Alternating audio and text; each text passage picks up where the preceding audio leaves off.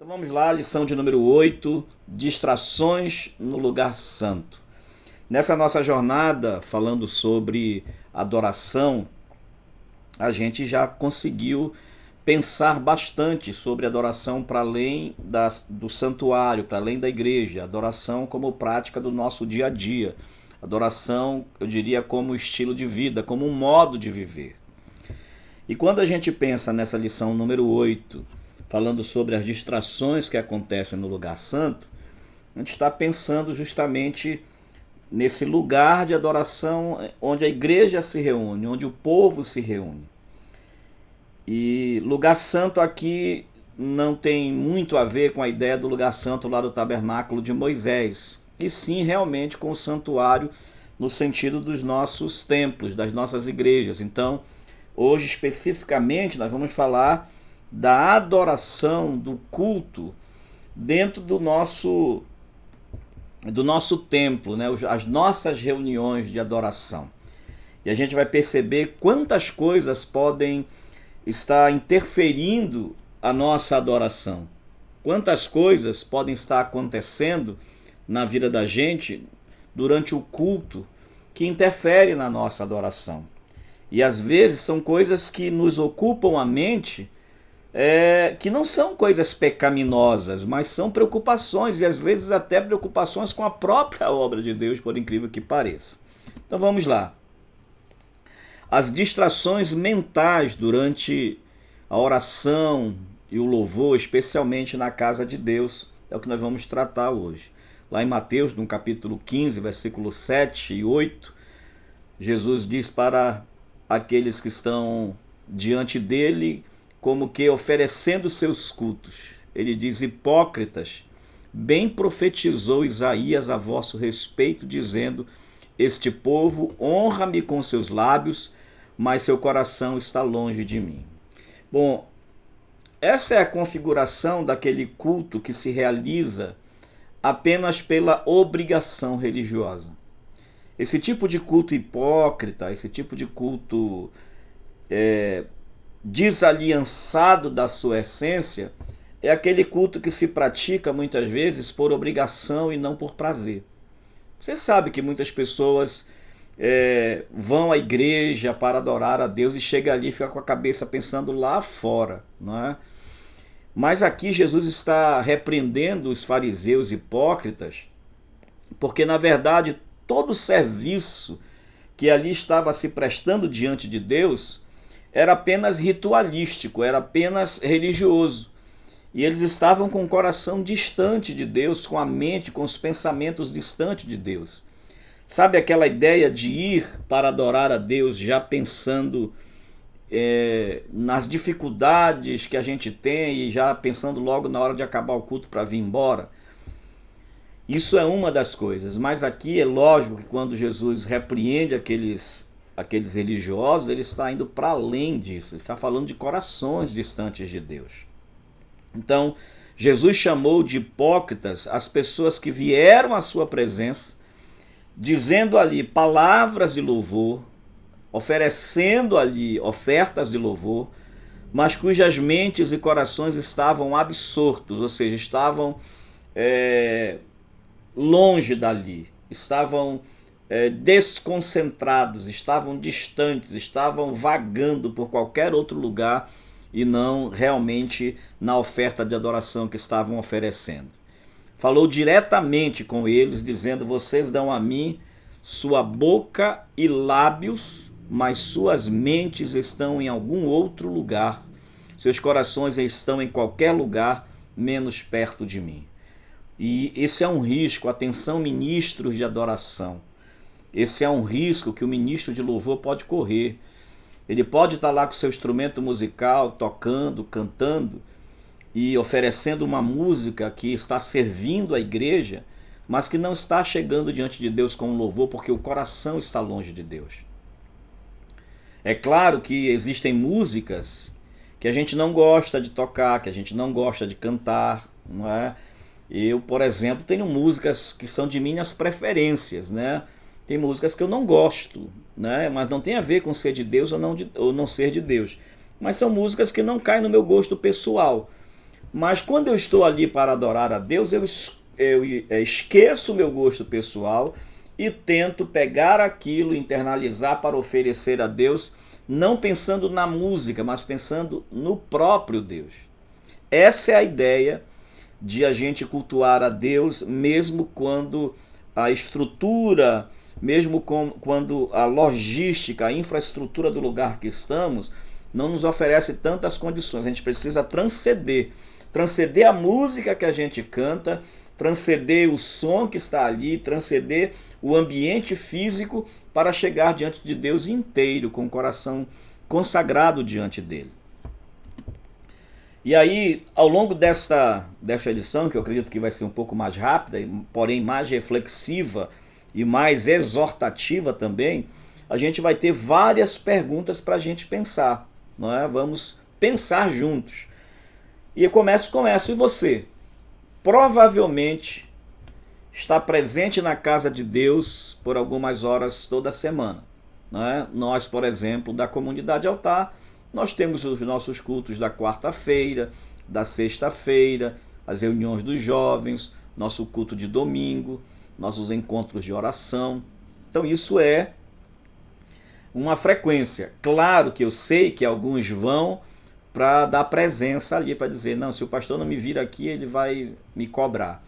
Infelizmente, a gente chega nesse ponto, e é triste chegar nesse ponto. É muito triste quando alguém precisa ser exortado, precisa ser quase que obrigado a bater ponto na igreja, porque não tem prazer de estar na igreja. Se não tem prazer de estar ali, não entendemos por que está, né? Muito bem, aí o seu corpo está lá na igreja, mas a pergunta e a reflexão é essa: onde está a sua mente? Onde estão os seus pensamentos? Onde estão suas emoções? Onde está a sua atenção? Tem muita gente que está ali dentro do templo, de corpo, mas estão iguaizinhos a defuntos. Vocês já ouviram falar de missa de corpo presente? É quando o corpo está presente e se faz ali uma cerimônia do defunto, do morto, né? É missa de corpo presente, o corpo ainda está ali. O corpo está lá, mas ele não está mais lá.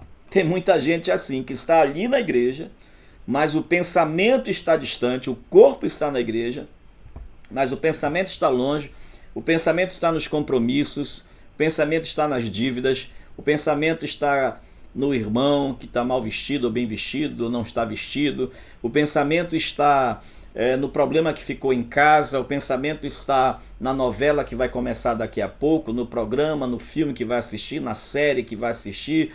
Os pensamentos estão no trabalho de TCC que tem que ser apresentado, no relatório que tem que ser oferecido lá no trabalho, que tem que ser entregue no trabalho. Enfim, a cabeça está distante, a mente está distante. Não há de fato uma integração de afetos, de intelectualidade, de pensamentos, de fé e soma e corpo ali naquele pacote completo de entrega de adoração diante de Deus. Será que sua boca diz, louvo a ti, Senhor, mas seu coração está a 1000 quilômetros de distância? Essas são perguntas que você vai responder para você mesmo aí. É como aqui agora. Quantas pessoas estão participando da nossa ECC e estão de fato de corpo e alma presente aqui? Quantas pessoas não ligam aí a sua câmera, não entram na sala de reunião e depois vamos fazer as coisas, mas o pastor acha que ele está, mas olha gente, sinceramente, não é, de fato não sou eu que vou cobrar de você. Eu cobro como pastor da igreja, como um discipulador de vocês, mas quem tem problemas de caráter é difícil de trabalhar, né? Isso é problema de caráter. É melhor a pessoa dizer, não, eu não quero participar, não quero, não gosto, né? Não é para mim isso, não tenho tempo, isso não tenho condições, do que fazer isso, né? Eu estou falando isso porque, infelizmente, queridos, a gente sabe que sempre no meio sempre tem um que tenta burlar a coisa para tentar. E para mim isso é problema de caráter. Mas quem faz essa visita aí, como eu não posso e nem estou aqui para vigiar ninguém, isso vai de cada um, né? Porém, assim como, imagino eu estou falando aqui para dar um exemplo para vocês, eu estou aqui numa sala mediada pela internet, né? E eu tenho pessoas que estão aqui, que aparece a foto delas aqui e tal, e eu tenho a impressão, eu acredito que eles estão aqui ouvindo, pensando, aprendendo, interagindo, né? De vez em quando tem um que diz, eu estou aqui, pastor, maravilha. Só que eu não tenho como saber se de fato essas pessoas estão ali 100%. Elas podem estar ali, mas pode estar com o celular respondendo a pergunta de alguém, pode estar ali assistindo aqui, mas escrevendo outra coisa, resolvendo um problema, olhando o café que está lá no fogo, a comida, pode estar fazendo um monte de coisas. Eu não tenho condições de saber isso, e nenhum de nós tem. Mas quando se trata de adoração a Deus, quando se trata do culto a Deus, que nós podemos fazer exatamente isso, a gente acessou, a gente está presente, a gente colocou lá o Wi-Fi, funcionou tudo, entrou na sala da adoração, entrou no lugar santo, o corpo está lá, a figurazinha, a fotozinha está lá aparecendo, mas o pensamento está distante. Só que nesse caso, Deus sabe. Nesse caso, diferente de mim que não sei, Deus sabe, Deus conhece a cada um de nós. Por onde seus pensamentos o levam durante o louvor e a adoração? Não estou dizendo, gente, que a gente não corre o risco, mesmo com todo o desejo de adorar a Deus, de ter distrações na hora do louvor, na hora do culto. Às vezes, né, alguma coisa nos distrai. Por exemplo, né, existem coisas que podem ser... Quem é músico tem que sofrer um pouco mais com isso, sofre um pouco mais, porque às vezes quando alguém dá uma nota errada lá no teclado, lá no contrabaixo, dá uma atravessada no ritmo, os músicos ficam todos olhando como fizeram comigo ontem, né? Ontem eu estava acompanhando a Raquel cantando e eu fui para uma nota fui para um acorde totalmente diferente, era para dar o dó na hora, e eu passei direto, fui para o ré e foi buf.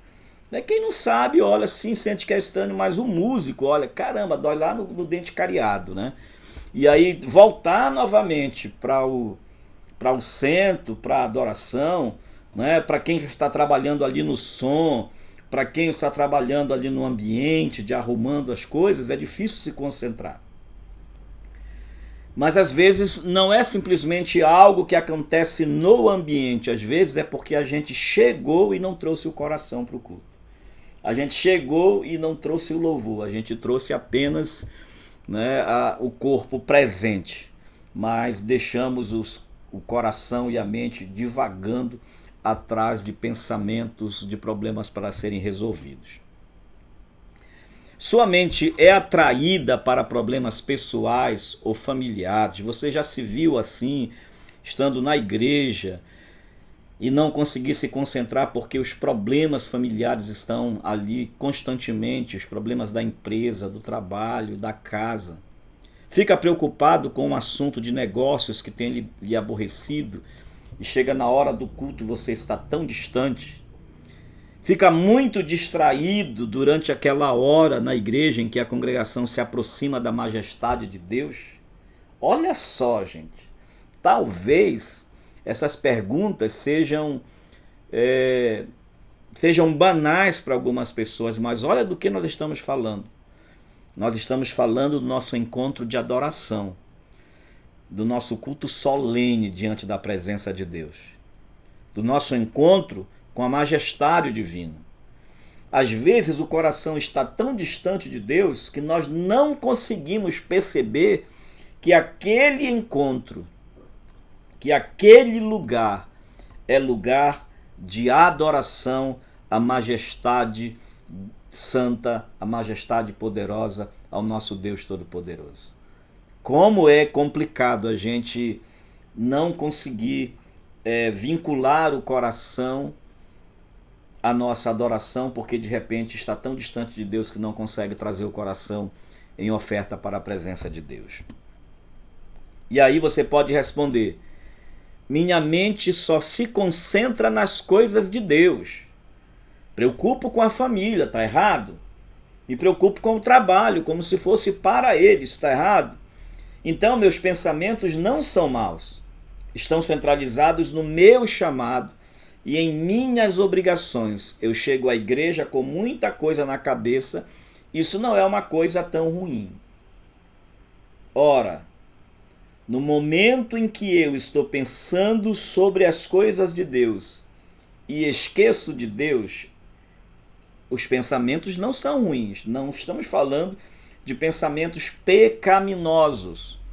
Mas às vezes nós estamos tão preocupados com as coisas, com aquilo que é, né, da infraestrutura. Isso é uma preocupação. Por exemplo, nós temos os nossos diáconos, os nossos acolhedores e o pessoal do som. São 3 grupos de pessoas que estão atentos ali ao funcionamento da igreja, não é? Então, se os diáconos estiverem tão preocupados, tão atentos com o ambiente e esquecerem que tudo que nós fazemos ali naquele ambiente é para a glória de Deus e começar a se aborrecer com coisas que estão acontecendo, aí já tem um coração que está longe de Deus, já não há mais adoração aí. E nem o trabalho será um trabalho de adoração. Se o pessoal do acolhimento está ali na porta, né, recebendo os irmãos e por alguma razão se aborrece com alguma coisa que acontece na porta e ficam ali emburrados, já não é mais adoração, já é um serviço ali na obrigação.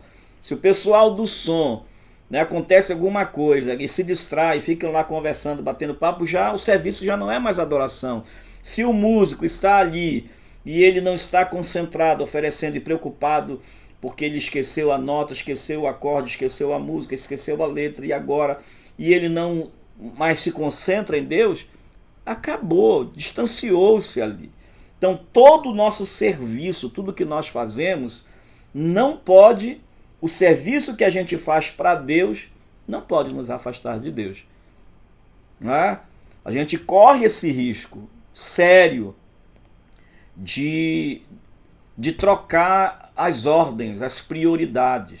Ora, por exemplo, quando o Ministério de Louvor vai ensaiar, né? Vai ali para o seu ensaio, e ali começam a ensaiar, começa a não dar certo, porque esqueceram de estudar a música, porque não se dedicaram lá fora e começam a ficar com raiva um do outro, já não é mais adoração, já não é mais serviço. Então, a nossa preocupação não é fazer coisas para Deus. A nossa preocupação primeira é alcançar o coração de Deus, e aquilo que nós fazemos para Ele tem que ser feito com qualidade, mas especialmente pensando especialmente nele, no Senhor. Então, os pensamentos podem não ser maus. Você pode estar pensando em como você vai resolver uma situação com alguém que te procurou na igreja, em algum momento você vai ter que aconselhar. Mas naquela hora não era hora para isso. Naquele momento, quando vem alguém no meu pensamento, eu tenho que pegar isso e transformar isso na minha oração de intercessão. E não ficar divagando, pensando e esquecendo que eu estou diante da presença de Deus. Nossos cultos, eles podem ser muito poderosos. Muito poderosos.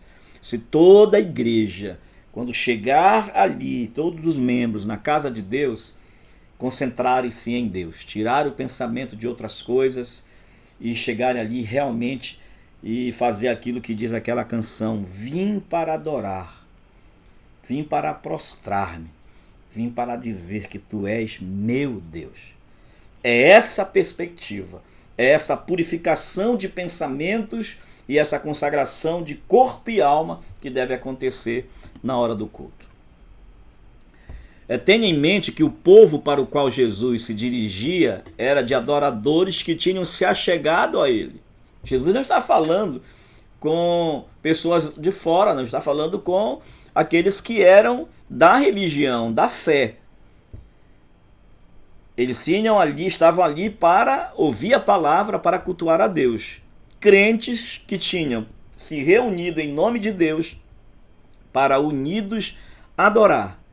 Jesus disse que eles o honravam com suas palavras, ou seja, no discurso, na fala, na plástica, no exterior, no que aparece, mas aqui dentro estava distante. É como você querer adorar a Deus com o coração cheio de raiva de um irmão. Não há possibilidade. Você diz, eu tenho ódio de fulano de tal, tenho ódio. Aí você vai para a igreja adorar. A Bíblia diz que se acontece isso, deixa a tua oferta à parte, vai e reconcilia-te. Não é? Talvez até aquelas pessoas ali para quem Jesus se dirigia, talvez eles levantassem as mãos, louvassem bem alto. Na realidade, o que ele descreve soa como uma adoração grande e intensa. O povo que vinha em procissões de adoração. Mas onde estavam suas mentes, seus corações enquanto o adoravam? E essa é a diferença, gente. Mais uma vez, daquilo que eu vejo daqui e daquilo que Deus vê. Se estavam distraídos em pensamentos, então a adoração era hipócrita, sem valor. Seus corpos podiam estar no santuário, mas seus corações poderiam estar em qualquer outro lugar da criação. E a gente ainda nem começou a entender o quanto seriamente Deus julga esta questão da adoração e como devemos nos achegar a Ele. Sabe por quê, queridos? Porque na verdade a gente acabou, quando eu digo a gente, estou falando só de mim, de você não, estou falando da igreja como um todo, acabou banalizando a adoração, acabou banalizando o culto. Não há reverência, não há mais aquela ideia de que eu vou para a presença de Deus.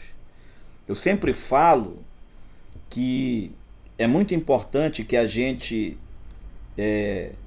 se aplique aos 3 momentos. Isso serve, já falei isso várias vezes, e isso aqui serve muito para os pais. Aos 3 momentos de qualquer ação que a gente faça, seja de um evento, seja de um culto, uma programação, um passeio, uma viagem, seja um trabalho, existem sempre os 3 momentos. O antes, o durante e o depois. O antes, ou o pré-evento, o evento e o pós-evento, se você quiser chamar. No pré-evento é o que a gente faz antes, é toda a preparação. Por exemplo, eu vou à igreja domingo. Aí você passa o dia todo brigando, você passa o dia todo, né, fazendo tudo que você quer, não pensa nenhum momento em Deus, não centraliza seu dia em Deus, você passa o dia todo fazendo um monte de coisa, né, e assistindo televisão o dia todo. É quando chega na ida para a igreja, eu agora falando com os pais, mas serve para todo mundo. Então antes de ir para a igreja, aí vai no carro. Antes da hora do culto, já começa a briga entre marido e mulher. Ajeita a criança, o marido bonitão, né, se arruma, se senta e fica só esperando a mulher se virar de um lado para o outro. Não todos, né? Se virar de um lado para o outro para arrumar e ainda reclama, olha, nós estamos em cima da hora. E o bendito não move uma palha para ajudar, mas vai reclamando. Aí vão reclamando no meio do culto, aliás, antes do culto, no meio do caminho. Vão no carro, aí ele vai brigando com ela. Por isso que eu fico chateado de estar indo para a igreja, porque é assim, todo domingo é desse jeito. Todo domingo a gente briga e tal. Aí os filhos estão ouvindo aqui, poxa, ir para a igreja é muito ruim, porque é dia de briga. Dia de ir para a igreja é dia de briga. Aí quando chega no evento, né, no durante, lá dentro, já a primeira coisa que faz é entregar o celular para o filho para ficar assistindo qualquer coisa ali e não se concentrar. E aí fica ali, entretendo o filho, né, para tentar, só para justificar, estamos aqui na casa de Deus e tal, aí pronto. Então durante o culto não há nenhum ensinamento, vamos adorar meu filho, vamos adorar, levante as suas mãos, olha Jesus, vamos cantar, vamos aprender, né, essa didática no durante. Ou às vezes a pessoa está no culto, mas está conversando, está vendo o celular e os outros estão só olhando. E vem depois, o pós-evento, na volta para casa. Aí na volta para casa vai falando mal da pregação, vai falando mal do louvor, vai falando mal da igreja, vai falando mal do irmão, vai falando mal do serviço, vai fofocando, vai falando mal do irmão que estava assim, estava assado, enfim. Olha só como isso é absolutamente destruidor, como isso é absolutamente antididático, ou é uma didática reversa com relação aí à igreja, com relação aí ao culto, tanto para os nossos filhos como para nós mesmos. Então, na hora de ir à igreja, você que é pai, já diga: filho, hoje é dia de ir para a igreja. Desde manhã, hoje nós vamos para a igreja adorar a Jesus. Vamos encontrar os irmãos, vamos servir a Cristo, nós vamos cantar para Jesus, adorar a Jesus. Você já vai ensinando, você já vai fazendo o pré-evento. E durante o evento, durante o culto, você vai ensinando. Seu filho precisa ver que você levanta as suas mãos, e não que você fique encostado na parede olhando, né? Eu vejo às vezes ali, tem alguns irmãos que ficam olhando, parece que de um lado para o outro. Eles que estão lá em cima, infelizmente, conseguem enxergar tudo isso. Então, mas adorando a Deus, louvando a Deus, seus filhos, né, vão... Eu vejo os filhos do Alessandro, né? O Alexandre, né? O Alexandrinho. A gente tem observado, olha, quando eu vejo lá, esses dias eu estava ali na frente, aí eu olhei, tinha alguém dando aleluia, eu olhei para trás, era o Alexandrinho lá, levantando as mãos, adorando. Olha que coisa linda, gente. Deve ver uma criança já começar a se envolver, né, no momento da adoração. Enfim, ali então se descreve uma espécie de um grande encontro de adoração. Se estavam distraídos em pensamentos, então a adoração era hipócrita, sem valor. Seus corpos podiam estar lá no santuário, mas corações, corações estavam distantes, em outro lugar, né? E a gente precisa compreender isso, o quão é importante aquele momento. É um momento de nós realmente de concentração. É um momento de entrega. É um momento... Gente, a gente precisa retomar isso. De estar na casa de Deus para o adorar. Não é coisa sem importância o entrar na casa de Deus. Se você frequenta uma igreja, e eu sei, e você que frequenta a igreja, onde as pessoas estão meramente brincando, onde o pastor faz um sermão rápido, aquele sermão fast food, rápido, ansioso para acabar logo o culto, então o diabo provavelmente não se incomoda com você. E glória a Deus, porque eu posso dizer que isso não acontece na comunidade altar. Agora, se você frequenta uma igreja onde pessoas estão firmes na adoração, e eu sei que nós temos ali ministros de adoração que estão firmes, um lugar que Deus abençoa com a unção do seu Espírito Santo. Há ou não há unção do Espírito Santo em nossa comunidade? Um lugar que Deus abençoa com essa unção poderosa. É totalmente, nesse caso, perigoso adentrar sua presença de forma leviana, de qualquer jeito. A Bíblia diz lá em Levítico 10:3 que disse Moisés a Arão: isto é o que o Senhor falou, dizendo: serei santificado naqueles que se cheguem a mim, e serei glorificado diante de todo o povo. Gente, culto é o momento que nós vamos para a presença de Deus. É muito importante, às vezes eu já falei isso para algumas pessoas, por exemplo, há 2 momentos, quando eu chego na igreja, eu falo com todo mundo, eu não tenho como conversar, né, com ninguém ali na hora antes de começar o culto. Mas eu falo com um aqui, saúdo todo mundo. E no final do culto, quando acaba o culto, eu não tenho condições de fazer atendimento pastoral depois do culto. Algumas pessoas dizem: pastor, eu preciso conversar com o senhor agora. E às vezes não dá, porque tem outros irmãos que a gente vai lidar, né? Às vezes a pessoa, antes de começar o culto, começa com um problema e até diz: pastor, eu preciso conversar, estou com um problema. Não dá tempo, mas na hora do culto Deus se manifesta, toca a vida da pessoa, e quando chega no final do culto ela só vem dizer: pastor, Deus já falou comigo, Deus já tocou meu coração, Deus já me deu uma resposta, muito obrigado. Mas veja como o ambiente ali está pronto, não é? Pronto para a adoração, e cada membro que chega, momento de comunhão, de abraçar o irmão, de falar com o irmão, faz parte, é você convocar, né? Seria muito bom se cada um de nós, ao chegar na igreja, a primeira palavra que a gente dissesse fosse a seguinte, ou as primeiras palavras: como é bom estarmos juntos hoje para adorarmos a Deus. Não é? Seria essa talvez o mote, né? Esse o mote de cada encontro na igreja, como é bom estarmos juntos para adorarmos a Deus. Mas às vezes você vai chegando na igreja, já vem um irmão falando um problema, falando a ver até mal do outro e tal. Aí a gente vai dizer, por favor, irmão, cale-se, bora adorar a Deus. Né? Vamos celebrar e adorar o Senhor. O Senhor tinha dito a Moisés, não serei tratado como pessoa comum. Se você vai entrar à minha presença, precisa chegar a mim santificado.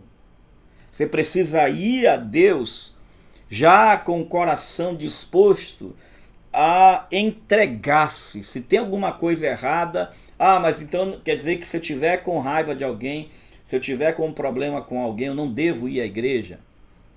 Não, não é isso. Agora, se você for ministrar, aí você não deve. Agora, se você for conduzir o povo, agora se você é membro da igreja, vai para lá para receber tratamento. Lá é o hospital, né? Diz aqui a Joelma. Lá é um hospital onde você vai receber o tratamento. A presença de Deus vai tratar você ali. Você vai chegar a ele arrebentado, quebrado, magoado, ferido, triste, angustiado, sofrido, doente, seja lá como for. Mas chega lá diante dele e diz assim, eis-me aqui, Senhor. Fraco, débil, angustiado, mas eis-me aqui. Trata-me. A presença dele nos trata. Todos que se aproximam de minha presença, aliás, todos que se aproximam de minha santidade precisam fazê-lo em cuidado e com penetração por causa da minha glória e majestade. Compenetrados diante de Deus. Entendendo isso, nós vamos ali para adorar o Senhor de todas as coisas, o Rei do Universo, o Deus Todo-Poderoso. A Bíblia adverte contra o louvor apressado e precipitado. Não te precipites com a tua boca, nem o teu coração se apresse a pronunciar palavra alguma diante de Deus, porque Deus está nos céus e tu estás sobre a terra. Eclesiastes 5:2. Não devemos pronunciar nada na presença do Senhor sem que nosso coração e alma estejam assumindo isso. No entanto, quantos louvores tolos são despejados pelos cristãos. Às vezes você vai à igreja dizendo, Senhor, aí você canta, eu tudo entrego a ti, tudo entregarei. Né? E aí você não tem coragem de entregar nem o dízimo, quanto mais tudo. Né? Você não tem coragem de entregar nem o dízimo dela, quanto mais tudo. Né? Não entrega nem 10% do que ela é, quanto mais tudo. Né? São adorações, são pronúncias, são falas hipócritas, são falas corriqueiras que a gente às vezes usa, até irresponsáveis, levianas, digamos assim.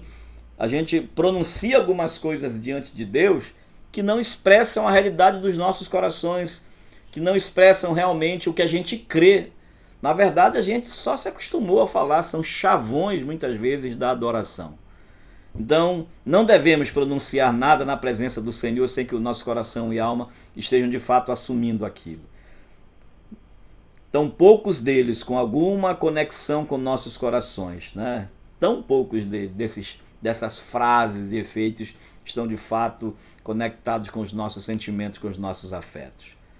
Que torrente de aleluias e cânticos irrefletidos são ditos por pessoas cujos pensamentos correm sem destino como cavalos selvagens. Olha o que diz Êxodo 27. O Senhor não terá por inocente o que tomar o seu nome em vão. Bom, lá no Velho Testamento, a menor irreverência na adoração era julgada com severidade. É claro que quando a gente olha para o Velho Testamento, nós vamos ver uma relação muito passional, uma relação muito severa, inclusive, porque ali pessoas eram punidas com muita rapidez. Ali você iria ver pessoas virarem cinza, né? Pessoas sendo engolidas pela terra, pessoas sendo imediatamente punidas ali por conta de praticarem uma adoração inconsequente, uma adoração falsa, uma adoração leviana. Lá em Levítico, por exemplo, a gente vai ver os dois filhos de Arão, Nadab e Abiú, que entraram na presença de Deus de forma despreocupada, fizeram suas obrigações no templo de forma mecânica, sem nenhum temor ou respeito pelas coisas de Deus. Na realidade, nem mesmo pensaram que o Senhor ia reparar se fizessem tudo apressadamente na sua presença, oferecendo fogo estranho, ou seja, oferecendo um fogo que não fora tirado do altar. Eles fizeram lá de qualquer jeito, improvisaram, fizeram de qualquer jeito, de qualquer forma. E aí o que aconteceu? Ao entrarem ali depressa, ansiosos, por voltarem para as suas fornicações lá fora do tabernáculo, eles estavam querendo resolver isso para depois ir para a fornicação. Mas os filhos de Arão, Nadab e Abiú, tomaram cada um seu incensário e puseram neles fogo, e puseram incenso sobre eles, e trouxeram fogo estranho perante a face do Senhor, o que Deus não lhes ordenara. Então saiu fogo diante do Senhor e os consumiu, e morreram perante o Senhor. O que eles fizeram foram burlar um ritual. Eles quiseram um atalho. Não pegaram fogo do altar, colocaram um fogo estranho, um fogo inventado por eles, queimaram o incenso errado, de forma apressada. Mas o problema não foi simplesmente o que eles fizeram, mas a intenção deles, e quão distante eles estavam de Deus, porque eles estavam em prostituição, em fornicação, e de lá fizeram rápido, cumpriram o seu papel. E isso acontece muito, muita gente faz de qualquer jeito na obra de Deus, de qualquer maneira, vai lá e simplesmente joga. A gente vê isso em todos os trabalhos que são feitos na igreja. Eu falo sempre com os ministros de louvor, porque sempre estou mais perto deles, mas isso acontece quando a pessoa faz um trabalho para Deus, mas faz de qualquer jeito, de qualquer forma, sem responsabilidade, sem amor, sem dedicação, sem entrega. E se fazem, mas vivem uma vida de pecado, já viraram cinza e nem sabem. Então Deus os destruiu imediatamente. Em essência, ele estava dizendo: vou mostrar às igrejas de todas as eras, mostrarei a todo futuro filho meu, que o meu povo precisa estar santificado quando se aproximar de mim. Uzá foi morto quando não valorizou a arca de Deus, que representava a presença do Senhor. Achou que não era nada demais estender a mão e segurar a arca para impedi-la de cair, mas Deus julgou sua irreverência na mesma hora, e Uzá morreu imediatamente. Os homens lá de Bet-Semes, os Bet-Semitas, também se aproximaram da arca sem reverência. Bet-Semes era uma cidade levita, onde o povo tinha conhecimento sacerdotal. Acontece ali que a arca de Deus vai saindo desde que foi levada lá de Jerusalém, foi tirada pelos filisteus, que fez toda aquela devastação lá no templo de Dagon, em Asdod, no templo dos filisteus lá em Asdod, que a imagem de Dagon se prostrou diante da arca. Os homens ficaram cheios de hemorroidas, tiraram de lá, mandaram para Gate, depois para Ecrom, e aí a arca foi peregrinando pelas cidades dos filisteus, e aonde a arca passava era devastação com os inimigos de Deus. Os homens, do mais velho até a criança, ficavam com hemorroidas, e disseram: não, vamos mandar a arca embora. E a arca vai peregrinando até chegar na cidade de Bet-Semes, que era uma cidade levita, onde a arca podia sim estar, mas ali cerca de 70 homens resolveram abrir a arca para olhar o que estava dentro, sem qualquer responsabilidade, como se fosse uma coisa qualquer. Curiosos, foram abrir, talvez, quem sabe, foram abrir para ver se não tinham roubado nada, mas ali foram mortos 70 homens. De lá a arca continua peregrinando até chegar na casa de Obed-Edom. Ali ela tem uma casa de respeito. Ali ela tem uma família de respeito. Um homem justo, um homem santo, um homem consagrado. E a Bíblia diz que enquanto a arca da aliança esteve na casa de Obed-Edom, aquela casa foi poderosamente abençoada. Até que um dia Davi resolve, quando Davi assume o reinado, uma das primeiras coisas que ele faz é trazer a arca de Deus novamente para Jerusalém. E nessa caminhada, alguns ainda quiseram, teve gente que foi, o que aconteceu com Uzá, é que trouxeram a arca em carros de boi. E não podia, os levitas tinham que carregar a arca.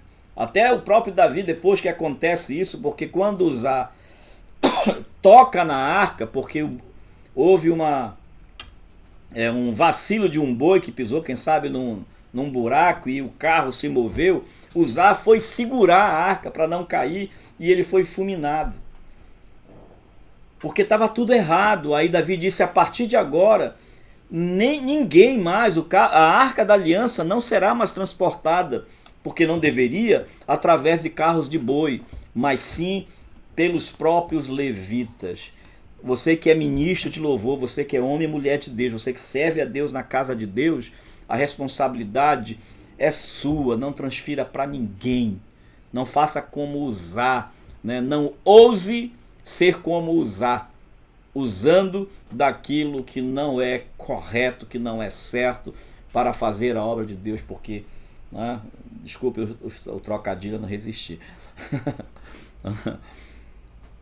Porque Deus não vai aceitar e Deus não se deixa escarnecer. Sabiam das ordens de Deus a respeito da arca, no entanto, ao invés de mostrar temor e respeito para com ela, estavam meramente curiosos. Os cananitas tinham acabado de devolver, já contei a história aqui, eu acho que aqui só vai repetir. Os puritanos passavam o sábado inteiro preparando-se para os cultos de adoração no domingo. Entrar na casa de Deus era coisa sagrada para eles e tinham o cuidado de se santificar e purificar perante o Senhor.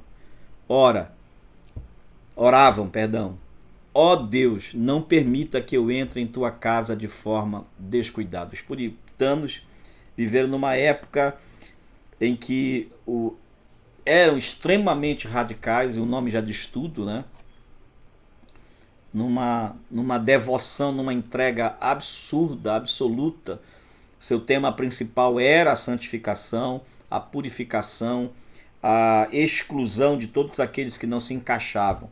Mas nessa busca de agradar a Deus, o que mais prezavam era o fato de que adorar a Deus não era um mero programa, uma mera programação. Você pode responder, mas estamos nos dias da graça. Hoje em dia Deus não destrói adoradores irreverentes em sua presença. A verdade é que o julgamento hoje de Deus é muito maior. Agora adoradores descuidados são destruídos espiritualmente e é uma destruição para a morte. A destruição não é Deus que faz. O que acontece é que o distanciamento de Deus provoca a morte espiritual. A Bíblia diz, em um dos profetas, eu sempre confundo entre Isaías e Jeremias, ele diz, as minhas mãos não estão encolhidas para que eu não possa abençoar, nem os meus ouvidos estão cravados para que eu não possa ouvir, mas os vossos pecados fazem separação entre mim e vós. Então, viver em pecado é viver separado e afastado de Deus. Então, esse afastamento de Deus já provoca o seu falecimento espiritual. Então veja, quanto mais irreverência para com a presença de Deus se aloja em seu coração, menos reverência você pratica. E esta irreverência apenas cresce até que finalmente você se aproxima da presença de Deus totalmente disperso e descuidado, e tudo isso leva à morte espiritual. As pessoas vão chegando na igreja, têm um certo respeito, um certo cuidado, depois vão bagunçando, depois vão fazendo de qualquer jeito. Depois vão fazendo de qualquer forma. Inventam mentiras, justificam seus maus atos, enfim.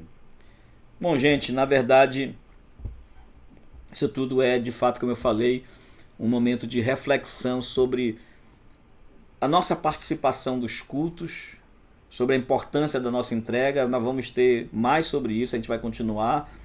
Distrações no lugar santo, parte 2, né? O Ronaldo está colocando aqui Isaías, né? Capítulo 59.